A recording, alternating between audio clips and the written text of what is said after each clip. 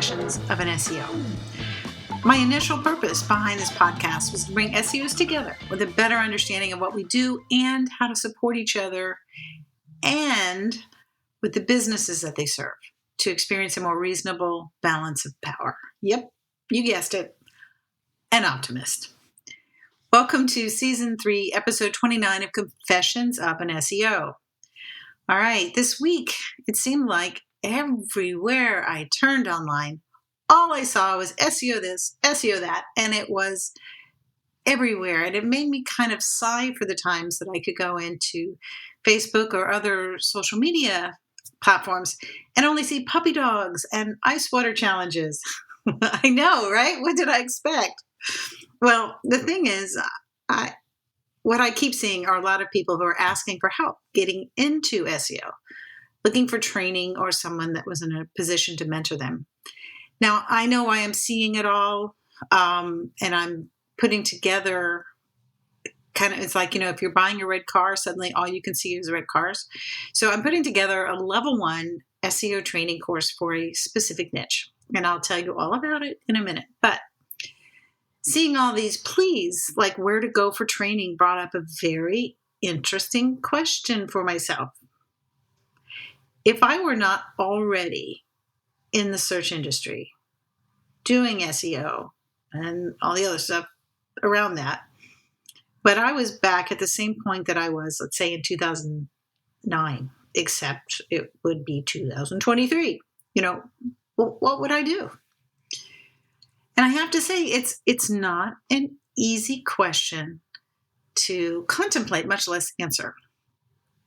SEO, when I started, you could make a change on a page, and within an hour, you would know if it was something that could move the needle. Now, mind you, we didn't have the tools like Quora, which I think I'm probably beating a dead horse, but if you're not already using it, if you're listening to this and you're an SEO and you're not already using it, let's put it that way. If you're a professional SEO getting paid, you really need to look at it. But I digress. Just looking at this year, we've had 9 ranking updates so far in 2023. And we have a couple more weeks in the year. Anything can happen with today's Google, right? We've got AI is on the loose, making people feel like anything that comes out of it in the form of content is going to be fully optimized based on their prompt that it was said to fully optimize it. And the advice given in most Facebook groups is at best fair to middling, and yet people still ask.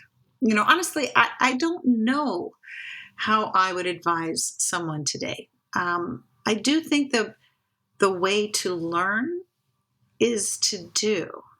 And you need, obviously, to have some guidance from someone who knows what they're doing. But at the same time, people want to earn an income. And when you put these two things together, it can be dangerous to whichever business they are using for their on-the-job SEO training. So I'm not recommending that. Please do not take what I said, the way to learn is to do it that way. Looking back at what I did, turns out I was at a self-fest of a conference before I even knew what those were. And the last speaker on the last day was the only speaker talking about SEO. And as I've shared before, I was totally entranced into this presentation. It was like, it was just amazing. It made sense to me. And I was like, how do I learn how to do that? Now, ironically, I think I had been sitting next to him the entire weekend. But because he'd had a bad cold and was sneezing and miserable, we didn't talk very much. But the offer after his presentation was pay $1,000 and study SEO over Skype with him for 12 months. Now, I suppose you could say the rest is history. But when I look back, we did some really basic on-page things at the time. I think the only thing I would have changed about it, what I would do now would be to recommend a separate site. Not my business site, For those of you who've been in SEO for more than a minute, all I have to say is one word, right? Penguin. But seriously, it did take me a while to even contemplate creating a second business website to drive sales. I don't know what I was thinking. What stopped me? I think the only thing I thought was, well, you can't have more than one business for your website. I'm over that now. So I also learned WordPress, which was great. I had had my fill of trying to get, at the time, my web developer to add a page or change a word or adjust this picture. Oh my God. It was a pain in the ass. Plus the cost of it every time. And then take forever. I was working my CD manufacturing business at the time, as well as I was learning SEO.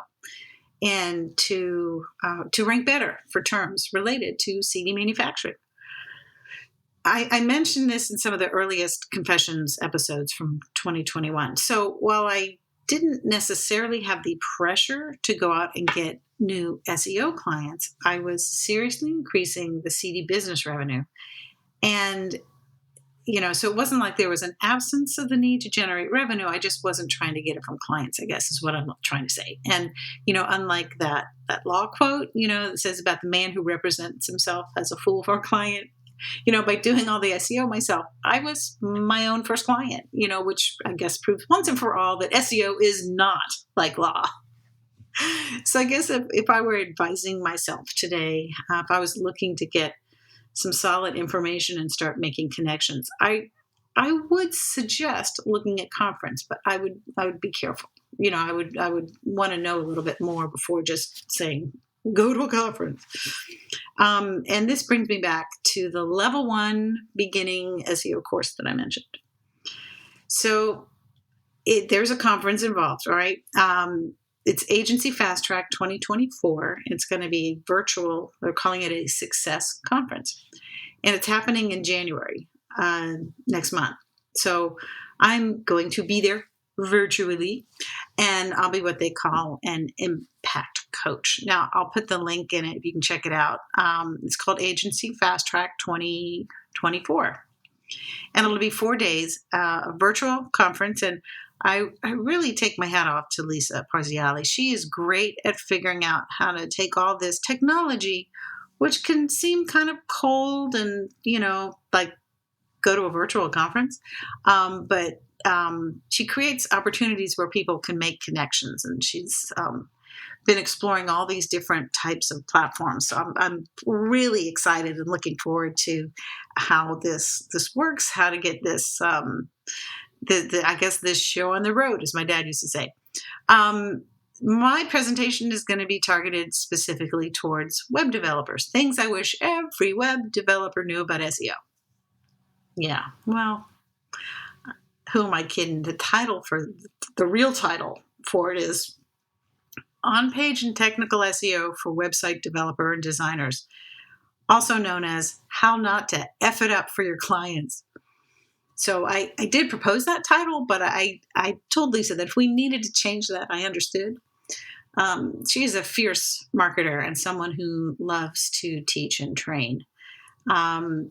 So I think for myself in 2024, I'm probably going to be adding more training to the mix. I do enjoy it. It also keeps the knives sharp for myself. All right. Well, next week I will let you know whose podcast I'll be on in January. And the last episode in 2024, we can do the 3rd annual Confessions survey. Ooh, I bet you've been waiting for that one. Holding your breath. Okay. Well, that's it for this week. Thank you to the supporters of Confessions. Thank you for being a listener. If you like this type of SEO and stories and aren't too shocked by some Google bashing, consider becoming a monthly sponsor. Thank you so much for your time. And until next week, I'll see you in the SERPs.